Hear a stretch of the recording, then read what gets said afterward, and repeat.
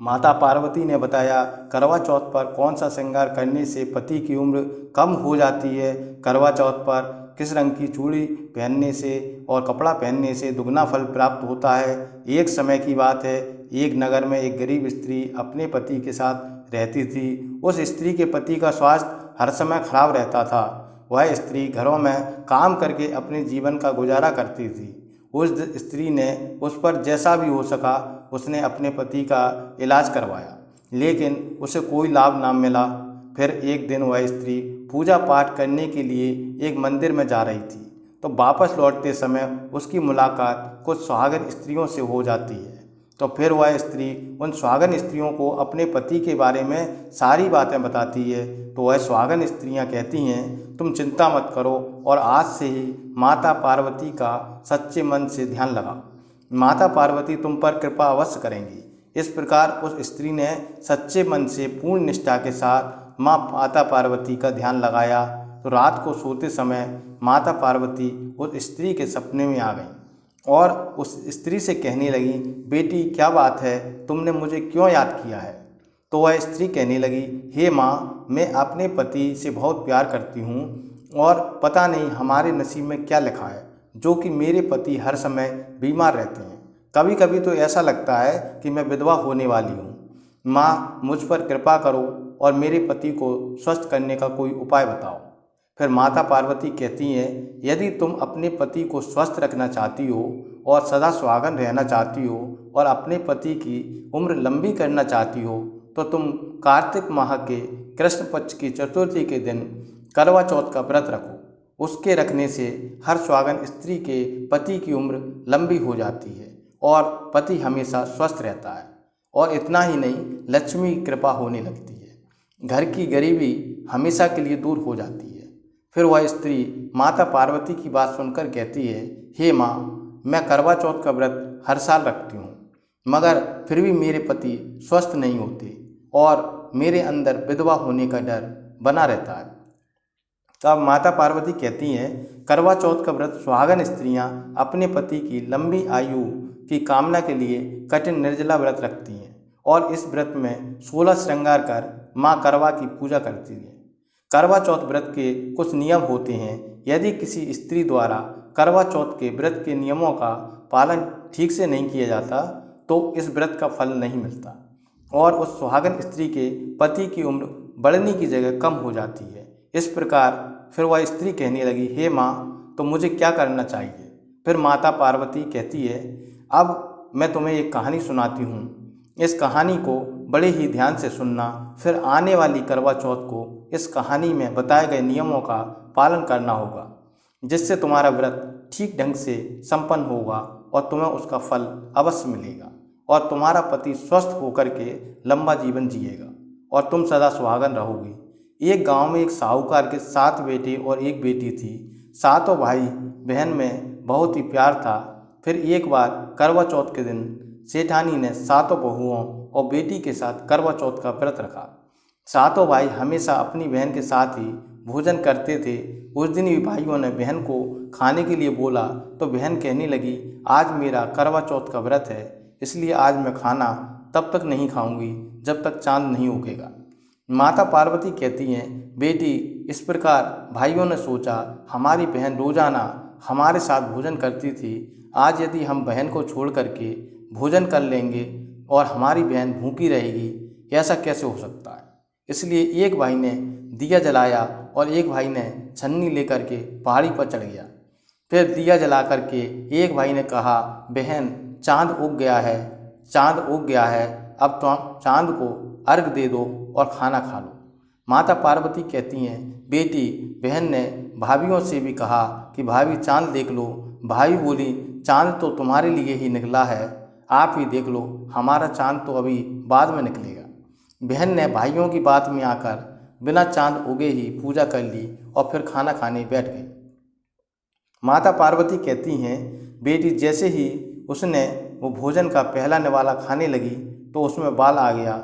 जैसे ही उसने दूसरा निवाला खाने लगी तो उसमें कंकड़ आ गया और जैसे ही उसने तीसरा निवाला खाया तो ससुराल से बुलावा आ गया कि तुम्हारा पति बहुत बीमार है। फिर माता पार्वती कहती हैं, बेटी माँ ने बेटी के कपड़े निकालने के लिए 3 बार बक्सा खोला तो तीनों ही बार उसमें से सफ़ेद कपड़े हाथ में लगे। फिर इस प्रकार वह लड़की सफ़ेद कपड़े ही पहनकर ससुराल के लिए रवाना हो गई। उधर उस लड़की की माँ ने उसकी साड़ी के पल्लू में सोने का सिक्का बांध दिया और कहा कि रास्ते में सबके पैर छूते जाना और जो अमर सुहाग का आशीर्वाद दे दे उसे यह सिक्का दे करके पल्लू में गांठ बांध देना। माता पार्वती कहती हैं, बेटी रास्ते में बहुत सारे लोगों ने उसे आशीर्वाद दिए, लेकिन अमर सुहाग का आशीर्वाद किसी ने भी नहीं दिया। फिर जब वह लड़की ससुराल में गई तो उसने क्या देखा कि पालने में जेठ की लड़की झूला झूल रही है। जब उस लड़की ने अपनी जेठ की लड़की के पैर छुए तो वह लड़की कहने लगी कि यह सपूती है, 7 पूत की माँ हो। माता पार्वती कहती हैं, फिर तो ऐसी आशीष सुनते ही उसने सोने का सिक्का निकाल करके अपनी जेठ की लड़की को दे दिया और पल्लू से गांठ बांध ली। फिर जैसे ही उसने घर के अंदर प्रवेश किया तो कमरे में क्या देखा कि उसका पति मृत अवस्था में पड़ा हुआ है। फिर उस लड़की ने अपने पति के मृत शरीर को क्रियाक्रम के लिए नहीं जाने दिया और वह अपने मृत पति के लेकर के उसके साथ में रहने लगी और अपने पति की सेवा करती रही। उधर उस लड़की की जो सास थी वह बचा हुआ ठंडा बासी खाना नौकरानी के हाथ यह कहकर भिजवा देती कि जा मुर्दा सेवनी को खाना दे आ जाओ, मुर्दे की सेवा कर रही है। माता पार्वती कहती हैं, बेटी कुछ दिन बाद माघ महीने की तिलचौथ आई तो उसने माता से प्रार्थना की और कहा, हे माता, मुझे मेरी गलती का पश्चाताप है, मुझे माफ़ कर दो।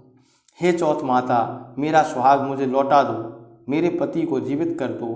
तो माता ने कहा, यह मेरे हाथ में नहीं, बैसाखी चौथ माता तुम्हारा शौक लौट आएंगे।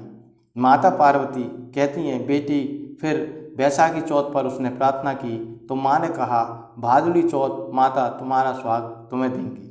फिर भादुड़ी चौथ माता से प्रार्थना करने पर उन्होंने कहा कि सबसे बड़ी कार्तिक चौथ माता की नाराज़गी के कारण तुम्हारे साथ ये हो रहा है, उन्हें प्रसन्न करने पर ही तुम जो चाहोगी तुम्हें वह मिलेगा।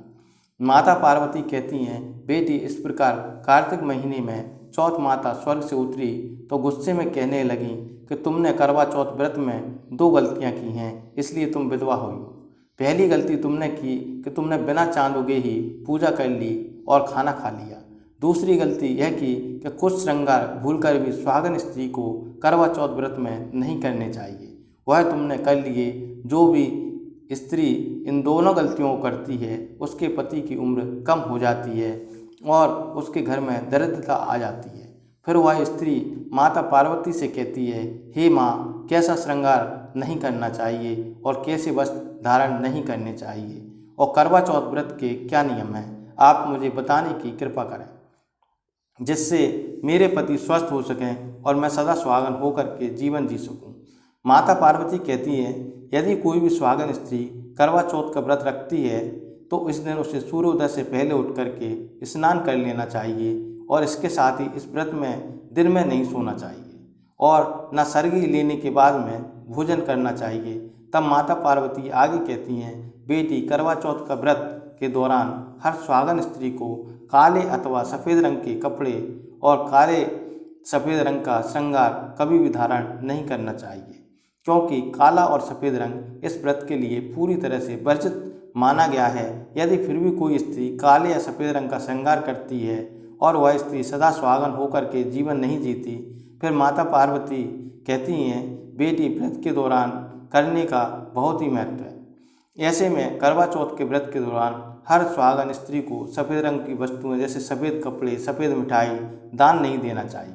माता पार्वती आगे कहती हैं, बेटी करवा चौथ के व्रत के दौरान सुहागन स्त्री को झूठ नहीं बोलना चाहिए और किसी को अपशब्द भी नहीं बोलना चाहिए। इस दिन भूलकर भी किसी का अपमान नहीं करना चाहिए, ऐसा करने से व्रत का फल नहीं मिलता और उसके पति की उम्र कम हो जाती है। अब माता पार्वती अंत में कहती हैं, बेटी करवा चौथ व्रत में नुकीली चीज़ के इस्तेमाल से भी बचना चाहिए। जो सुहागन स्त्री करवा चौथ का व्रत रखती है उसे उस दिन सुई धागे कढ़ाई सिलाई का काम बिल्कुल नहीं करना चाहिए, अन्यथा इस व्रत का फल नहीं मिलता।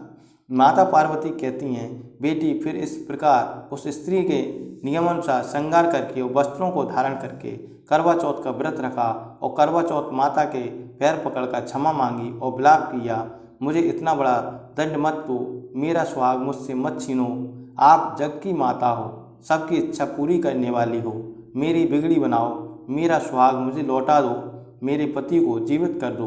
फिर इस प्रकार करवा चौथ माता ने खुश होकर उस स्त्री के पति को जीवित किया और इस स्त्री को सदा सुहागन रहने का आशीर्वाद प्रदान किया। माता पार्वती कहती हैं, इस प्रकार उस स्त्री का पति उठा और बोला, मुझे बहुत गहरी नींद आ गई थी। तब फिर उस स्त्री ने अपने पति को सारी बात बताई कि वह 12 महीने से उसकी सेवा कर रही थी और करवा चौथ माता ने उसका सुहाग उसे लौटाया है। फिर उसके पति ने कहा, हमें चौथ माता का उद्यापन करना चाहिए। उसने चौथ माता की कहानी सुनी और उद्यापन करके चूरमा बनाया। फिर दोनों खा पी कर चौपड़ खेलने लगे। उनके लिए नौकरानी खाना लेकर आई तो यह देख कर के तुरंत जाकर उसने अपनी सास को बताया कि मालकिन, आज तो मैंने एक नया नज़ारा देखा कि बहुरानी जिस मृतक पति की सेवा करती थी, आज उसका पति जीवित हो गया है, जो मैंने अपनी आंखों से देखा है। फिर तो जब सासू ने अपने बेटे को जब जीवित देखा तो वह बहुत खुश हुई। फिर बहू से पूछा कि बहू, यह सब कैसे हुआ? तो बहू ने सास के पैर छुए और बताया कि यह करिश्मा चौथ माता का आशीर्वाद है। फिर वहाँ पर सभी लोग चौथ माता की कृपा देखकर बहुत खुश हुए। फिर सभी स्त्रियों ने अपने पति की लंबी आयु के लिए व्रत रखने का प्रण लिया और कहा कि हे चौथ माता, जैसे साहूकार की बेटी का सुहाग तुमने अमर किया है, वैसे ही हमारा सुहाग भी अमर करना। उस स्त्री ने आने वाली करवा चौथ को विधि विधान से श्रृंगार धारण किया और फिर उसका पति जो अस्वस्थ रहता था वह पूरी तरह से स्वस्थ हो गया और घर की गरीबी हमेशा के लिए मिट गई। यदि सुहागन स्त्री अपनी राशि के हिसाब से कपड़े और चूड़ी पहनती हैं तो करवा चौथ का व्रत बहुत ही अधिक फलदायक होता है।